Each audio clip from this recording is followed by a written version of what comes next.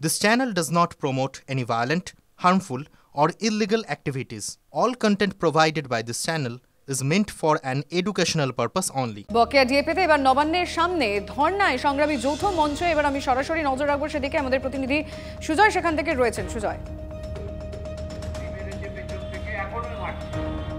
একেবারে দেখো, আদালতের নির্দেশ মতো মন্দিরতলা অর্থাৎ নবান্নের ঠিক কাছে সংগ্রামী যৌথ মঞ্চ তাদের 3 দিনের যে অবস্থান বিক্ষোভ, সেই অবস্থান বিক্ষোভ শুরু করেছে। আমার সহকর্মী সূর্যেন্দুকে প্রথমে একটু অবস্থান মঞ্চের ছবিটা দেখানোর, যে দেখতে পাচ্ছ মন্দিরতলায় অবস্থান মঞ্চ। কিছু সময় আগেই 3টে নাগাদ এই অবস্থান মঞ্চে সংগ্রামী যৌথ মঞ্চের প্রতিনিধিরা এবং তাদের যে দাবি দেওয়াগুলো রয়েছে তার মধ্যে যেমন রয়েছে বকেয়া দিয়ে মিটিয়ে দেওয়া এবং রাজ্যের বিভিন্ন পদ, সেই কর্মচারীদের বা পদগুলি পূরণ করার জন্য। আমি একটু ভাস্কর ঘোষের সঙ্গে কথা বলবো। দাবি দেওয়াগুলি সরাসরি আমি আরো একবার শোনানোর চেষ্টা করব। দাবি দেওয়াগুলো তো বকেয়া ডিএ মেটানো এবং শূন্যপদ পূরণ করা, কিন্তু নবান্নের এত কাছে, কি মনে হয় আওয়াজটা পৌঁছবে সরকারের কানে? একটা ব্যাপার সংগ্রামী যৌথ মঞ্চ করতে পেরেছে, সংগ্রামী যৌথ মঞ্চ আওয়াজ তুললে নবান্নে পর্যন্ত পৌঁছায়। তবে এই আওয়াজটাকে বড় ভয় পাচ্ছেন ওরা। না হলে পরে আমি যখন আসছিলাম, আসার পথে আমার পথটাকে আটকাতো না, আটকে পড়ে আবার অন্যদিকে যেতে বাধ্য করলো। আমরা যেহেতু ঝামেলা করতে আসিনি, সেই জন্য আমি এই উপর দিকে এসেছি, যেদিকে হাঁটার পারমিশন নেই। সুতরাং বার্তাটা যে এখন থেকেই পৌঁছাচ্ছে সেটা বেশ বোঝা যাচ্ছে যে নবান্নে বার্তা এখন থেকেই পৌঁছাচ্ছে। তবে এটা বলে রাখি, রাজ্যের মানুষকে আমাদের এটা জানানোর যে লড়াইটা আমরা শুধুমাত্র ডিএর জন্য করছি না। ব্যক্তি ভাস্কর ঘোষ বা এখানে যারা বসে আছেন তাদের কারোরই ডিএর প্রয়োজনে এখানে বসে নেই তারা। আমরা বসে আছি একটা আদর্শের জন্য। সেই আদর্শটা হলো যে এই রাজ্যের ভিতর থেকে সিস্টেমেটিক করাপশনটাকে বন্ধ করব। এই করাপশনের জন্যই সরকার স্থায়ী পদে নিয়োগ করে না, এই করাপশনের জন্যই এই রাজ্যের খেটে খাওয়া মানুষ তার সঠিক পারিশ্রমিক পান না, এই করাপশনের জন্যই এই রাজ্যের কর্মচারীরা ডিএ পায় না। লড়াইটা সমস্ত কিছু নিয়েই। যে ছেলেটা উইপ্রোতে কাজ করে, এখানে কাজ করলে 20,000 টাকা তাকে অফার দেওয়া হয়, আর ব্যাঙ্গালোরে গেলে পরে 60,000 টাকা। এই যে বৈষম্য, এই বৈষম্য দূর করারও লড়াই আমরা লড়ছি, লড়াইটা চলবে। UEM Jaipur is a perfect target for prospective students aspiring for good jobs, good education with future-ready skills. আপনাদের এই জায়গাটা নিয়েও একটা সমস্যা হচ্ছিল যে পুলিশ জায়গাটা ছোট করে দেওয়ার চেষ্টা করছিল। কেন, সমস্যাটা কোথায়? আদালতের নির্দেশ আছে। এখন 350 থেকে 450 লোকের আমাদের পারমিশন আছে।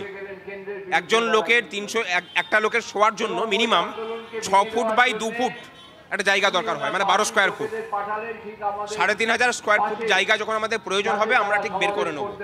পুলিশ তারপর যদি আটকাতে আসে, তার জন্য যদি লড়াই করতে হয়, লড়াই হবে। মুখ্য সচিব কি কোনো আলোচনার সময়সূচি দিয়েছেন?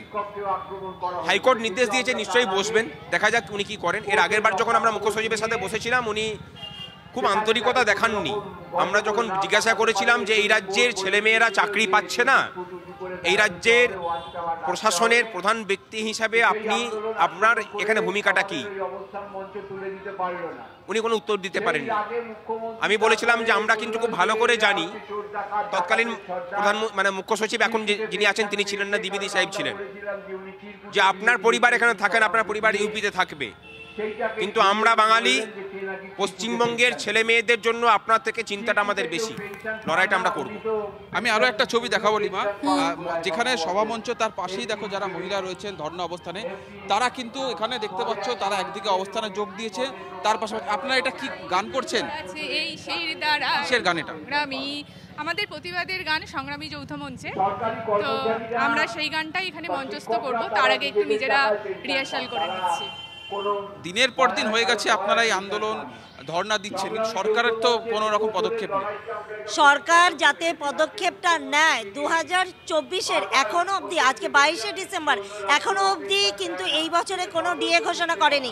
এখনো যেই কয়েকটা দিন বাকি আছে, সেই কয়েকটা দিনের মধ্যে মাননীয়া আমাদের জন্য ডিএ ঘোষণা করতে বাধ্য। তার কারণ হচ্ছে ডিএটা উনি যতই বলুক যে আমাদের অধিকারের মধ্যে পড়ে না, কিন্তু একটা জীবন চালানোর জন্য ডিএটা কিন্তু দরকার। যদি ডিএটা দরকার না হতো তাহলে বাকি ভারতবর্ষের বাকি রাজ্যগুলো ডিএ দিত না। বুঝতে পারছি সুজয়, তাদের দাবি পরিষ্কার এবং নবান্নের সামনে ছবিটাও তুমি দেখালে, ধন্যবাদ তোমায়। শীতকাল এলে এরকম তাঁবু ফেলার সার্কাস পার্টি আসে, বেদের আগে সব খেলা থাকতো, এগুলো সমস্ত এই ধর্ণাগুলো শীতকালে রোদ্দুরে এরকম মাঝে মধ্যে হয়। ফলে ওই যৌথ মঞ্চ কী করলো, আচ্ছা সুপ্রিম কোর্টে মামলা চলছে, তাহলে আবার এখানে ধর্নার কি আছে? যান, মামলা যখন করেছেন সুপ্রিম কোর্ট বুঝবে, আবার এখানে বসছেন কেন? আপনি ডাক্তারদের ধর্না ধরুন, গ্রেপ্তার করলো কলকাতা পুলিশ, ওরা বলল উই ওয়ান্ট সিবিআই, সিবিআই হলো। আপনারা কলকাতা পুলিশ মানবেন না, আপনারা সিবিআই মানবেন না, আপনারা সুপ্রিম কোর্টের মনিটরিং মানবেন না, আপনারা শিয়ালদা কোর্টের ট্রায়াল মানবেন না, তা আপনারা কী চান?